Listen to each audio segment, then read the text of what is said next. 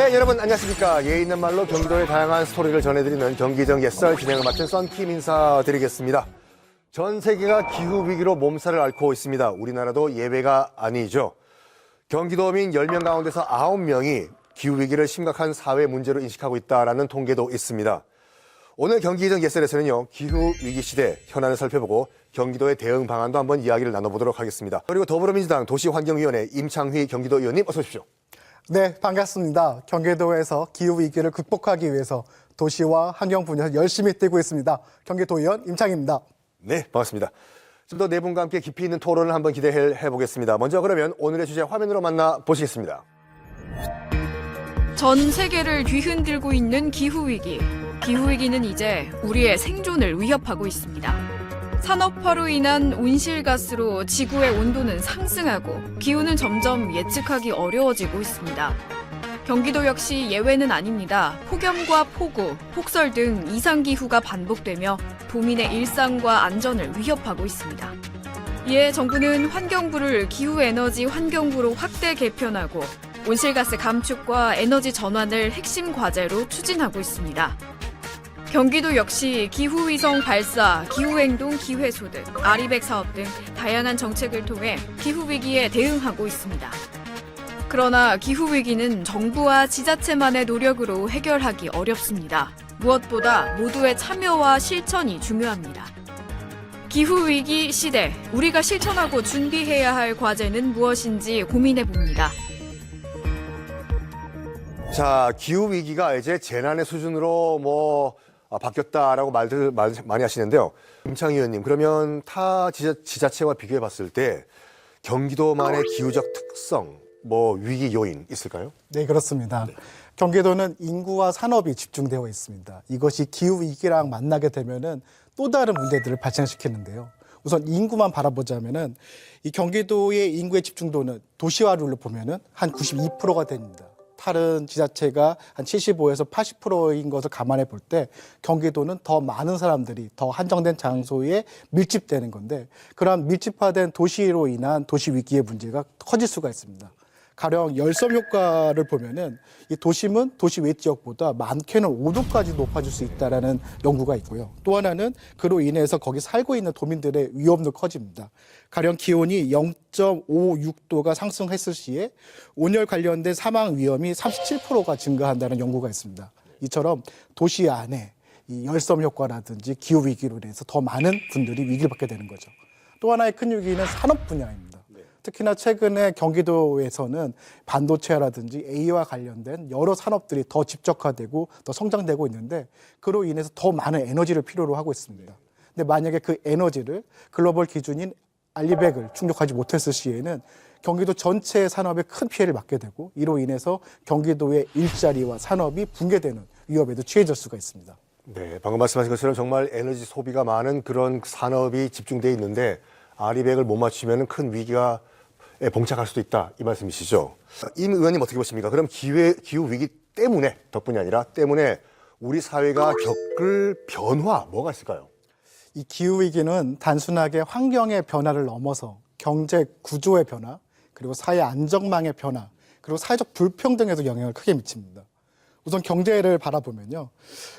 과거의 기업들의 경쟁력을 바라볼 때는 노동이라든지 그 공장 안에 어떤 공정의 효율성이 가장 중요한 경쟁력이었습니다.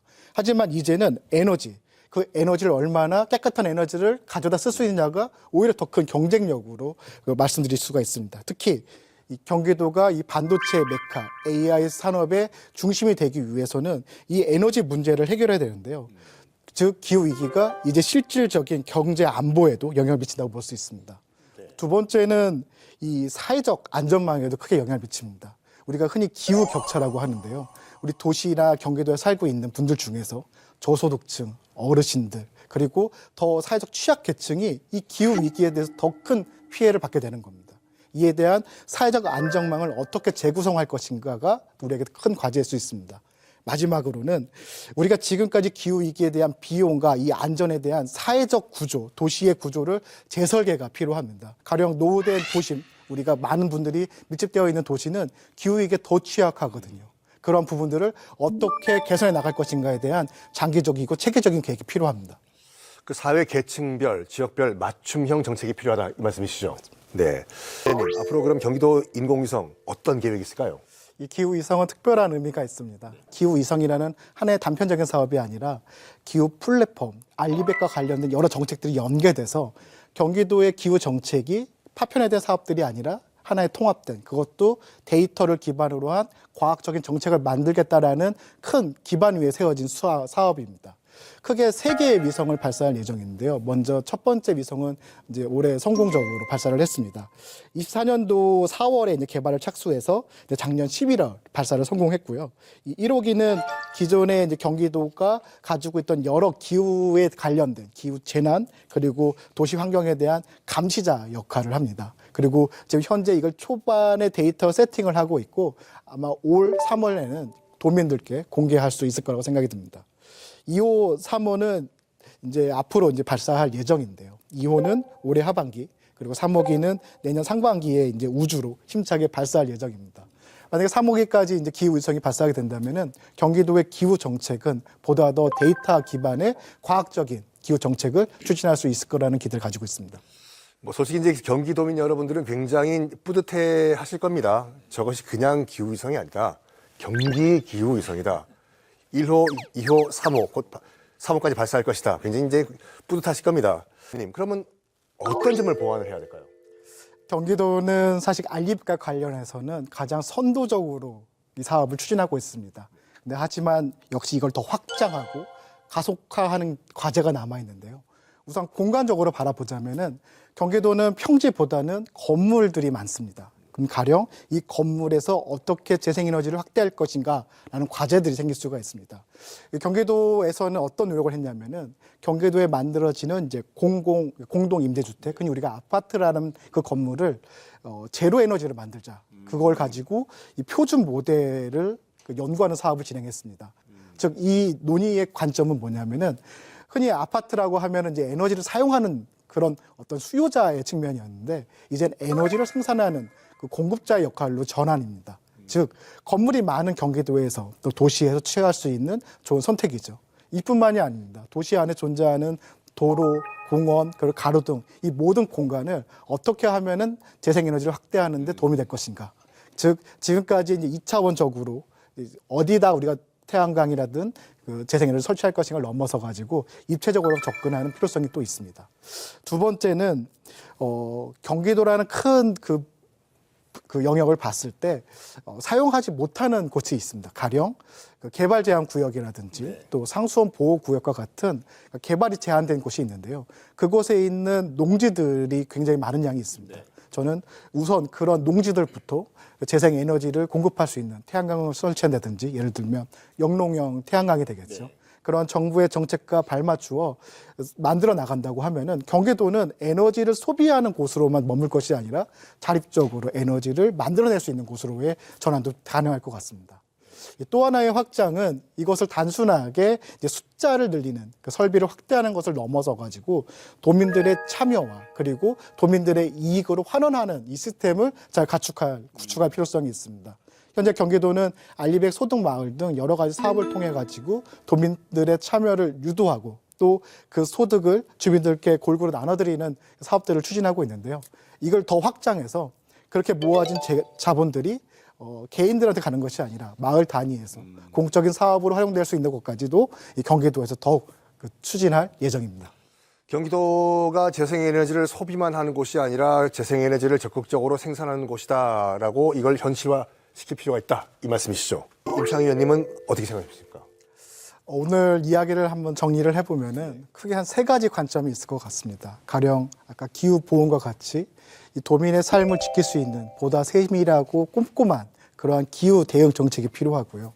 또 두 번째는 아까 저희가 기후 위성을 말했던 것처럼 보다 데이터 기반의 과학적인 기후 대응 시스템 이걸 선도적으로 경기도가 추진해 나가야 될 필요성도 있을 것 같습니다. 근데 마지막으로 저는 이 경기도 차원에서 보다 더 관심을 갖고 더 노력을 해야 될 부분이 이 에너지를 이 경기도의 기반 시설, 그러니까 핵심 기반 시설로 바라볼 필요성이 있다라고 생각합니다. 가령 우리가 산업화 시대에 도로를 만들고 철도를 만들어서 이 산업화의 기반을 만들었듯이 지금 이 에너지 위기, 그 기후 위기 시대에는 에너지를 통한 그 기반을 만들어야 됩니다. 가령 하나 예를 들자면은 아까도 이제 경기도의 자립성, 전력 자립성을 말씀해 주셨는데 저는 ESS, 그러니까 에너지 저장 장치에 대한 시스템을 대규모로 경기도 안에다가 설치를 해야 된다고 주장을 하고 있습니다. 그 이유가 뭐냐면은 경기도의 에너지들은 대부분 지방에서 올라옵니다. 근데 그 송전을 하는 데에 어려움이 있고요. 그로 인해 가지고 오히려 경기도의 반도체라든지 AI 산업에 제한이 되고 있습니다. 근데 요 전력의 분포를 보면은 예전에는 크게 그 2시와 4시를 고점으로 해서 정규 분포 형식이었습니다. 근데 최근에 태양광이 많이 이제 도입되면서 M자 모양이 됐는데 그 안에도 기울기가 너무 심해가지고 이 에너지의 문제가 계속 다가오고 있습니다. 그러면은 한정된 송전 용량 안에서 지방에서 경기도로 올라오는 전력을 예를 들면 저녁 시간대 그리고 그 태양광이 피크로 그러니까 가장 많이 발생하는 2시에서 4시 사이에 경기도에 있는 ESS에다 저장을 한다고 하면은 이 경기도 전체의 전력 안정성 그리고 나아가서 이게 분산형 에너지 그리고 에너지에 대한 그 관리 시스템에서 굉장히 큰 이익이 될 수 있다고 생각하거든요. 이렇듯 이 경기도는 경기도의 특성에 맞는 그 전력 전략 그 정책 그리고 그것이 우리가 산업화 시대의 기반 시설을 만들어 것처럼 경기도의 최우선적인 핵심 정책으로 다뤄야 된다라고 생각을 하고 있습니다. 네. 다시 한번 강조하지만 에너지의 자립성이 그만큼 중요하다 이 말씀하셨습니다. 근데 정말 궁금한 게 하나 있는데요. 경기 기후위성 쏘아 올렸잖아요. 다른 지자체에서 그 정보 좀 달라고 하면 주시나요? 저희가 사실 그걸 고민을 안 한 게 아닙니다. 네. 저희가 이제 많이 사실 경기도만 보는 건 아니지 않습니까? 그래서 그 많은 데이터를 축적을 하고요. 나중에 이제 협력 관계가 된다라고 하면 공유도 가능할 것 같습니다. 네. 저도 궁금한 게 있는데요. 경기도만 들여다봅니까? 아닙니다. 그건 아닌 거죠? 예, 전체를 다 돌기 때문에 네. 많은 데이터를 축적하게 됩니다. 혹시 저는 이렇게 경기도만 볼까요? 아, 그렇죠. 평택까지만, 거기까지만 넘어가지 말고. 그러기가 더 어렵습니다. 그리고 그 데이터가 마치 지적 재산권처럼 예를 들면은 그 다른 그 기업이나 다른 네네. 국가가 가지고 있는 정보와도 거래를 할 수가 있습니다. 아, 경기도의 자산이니까. 네, 그렇습니다. 아, 그런 장점이 있겠군요. 저쪽 지자체에서 이 정보를 주시면은 우리는 이 기후 정보를 드리겠다. 맞습니다. 아, 그냥 경기도로 이사 오십시오, 그냥. 많이 오십시오. 많이 오십시오. 네. 자, 오늘 네 분과 함께 기후위기의 심각성과 정부와 경기도의 역할에 대해서 쭉 이야기를 나눠봤습니다. 마지막으로 이 정부와 또 경기도 관계자 여러분들이 이 방송 많이 보고 계시니까요. 마지막으로 한 말씀씩 부탁드리겠습니다. 감사합니다. 자, 마지막으로 임창희 의원님. 네. 기후위기는 한정된 환경의 문제가 아닙니다. 생존의 문제이고 인권의 문제이고 사회적 안전만의 문제이고 경제와 산업의 문제입니다.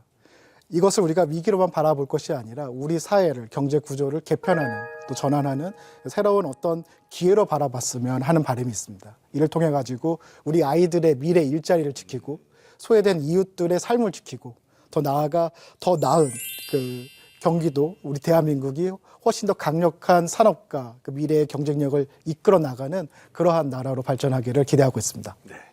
마지막으로 정말 희망의 메시지를 주셨습니다. 위기가 곧 기회다라고 말씀하셨습니다. 자, 오늘 경기정 예설에서는요, 기후위기 시대 우리가 어떤 일을 할 수 있을까, 특히 경기도민으로서 우리가 할 수 있는 일이 무엇인가 한번 이야기를 나눠봤습니다. 기후위기는 더 이상 미래의 이야기가 아닙니다. 현실의 문제고 더 이상 자연재해가 아니라 네 분께서 공통적으로 말씀해 주신 것 같이 이제는 생존의 문제가 되고 있습니다. 자, 지금 우리가 어떤 선택을 하냐, 여기에 따라서 다음 세대의 삶이 결정된다라는 것을 꼭 기억해 주시기 바랍니다. 저희는 여기서 인사드리겠습니다. 함께해 주신 네 분 감사합니다. 감사합니다. 고맙습니다. 감사합니다.